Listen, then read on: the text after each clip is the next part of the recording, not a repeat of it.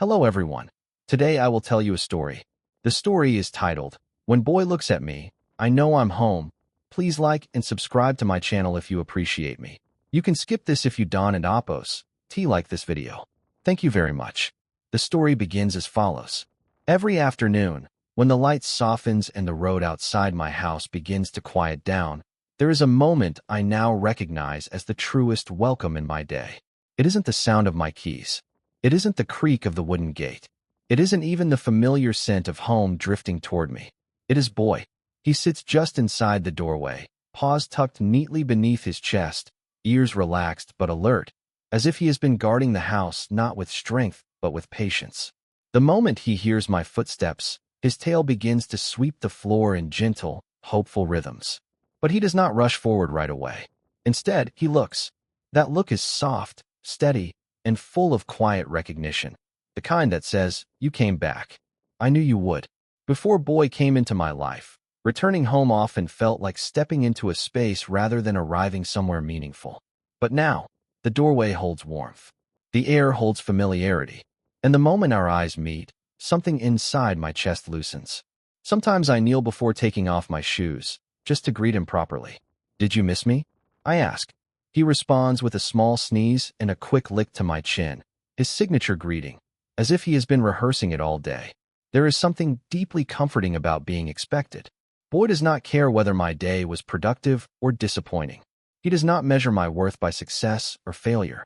He only measures time by absence and return, and he greets my return as though it is the best part of his day.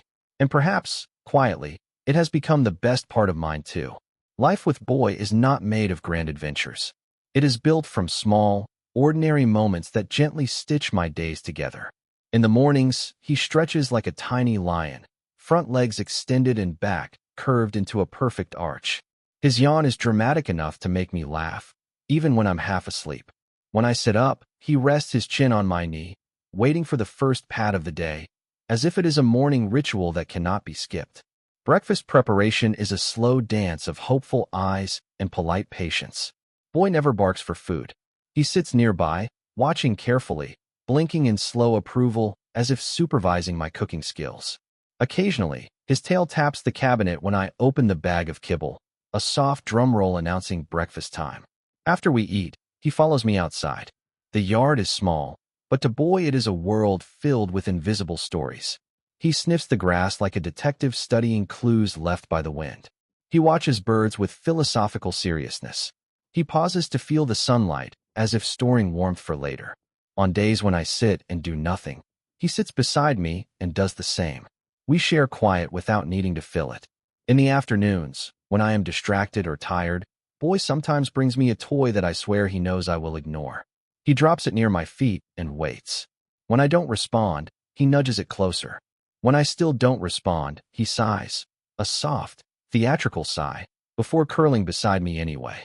It is his way of saying, if you cannot play, I will simply stay. There is a gentle wisdom in that choice. Evenings are our favorite time. The heat fades. The world softens. We sit outside together while the sky shifts colors slowly, like a watercolor painting being rinsed and repainted. Sometimes I talk to him about my day. Sometimes I say nothing at all. He listens the same way either way. And when night comes, he circles twice on his mat before lying down, releasing one last contented sigh. The sound of a creature certain that this place, these walls, this person, and this life are safe. Watching him settle, I feel it too. There are nights when I stay up later than I should, scrolling through worries, comparing my life to distant expectations, letting restlessness fill the quiet hours. During those nights, Boy lifts his head from sleep and looks at me. Not with concern, not with judgment, but with calm presence. It is a look that says, "You are here." That is enough. And something inside me settles. I once believed home was a place built with plans, achievements, and certainty. I thought it would arrive only when everything in life felt complete and orderly. But Boy has taught me that home is not a future destination. Home is a feeling that happens when we are fully present with what we love. It lives in routines. It lives in patience. It lives in quiet companionship. It lives in being seen without needing to explain ourselves. When Boy looks at me, he does not see my unfinished tasks, my mistakes, or my doubts. He sees the person who fills his world with safety and belonging. And in his gaze, I am reminded that I do the same for him. This silent exchange carries a simple truth. Humans and animals share a bond built not on words, but on trust, care, and mutual presence. When we respect animals as companions rather than possessions, we discover empathy growing naturally inside us. We become gentler, more attentive, more patient, not only toward them, but toward people and ourselves. In today's fast-moving world, it is easy to feel disconnected, even inside our own homes. Boy reminds me that belonging is created through attention and care. By slowing down to greet those we love, protecting time for quiet moments, and offering kindness without expectation, we build spaces where hearts can rest. If we wish to bring this sense of home into our lives, we can begin simply. Listen more than we speak, be present rather than distracted, and treat animals and people with equal compassion. Care for a living creature teaches responsibility, patience, and unconditional love, qualities our world needs deeply. When Boy looks at me at the end of each day, I understand something profound. Home is not where I arrive. Home is who I return to, and how we care for each other when we do.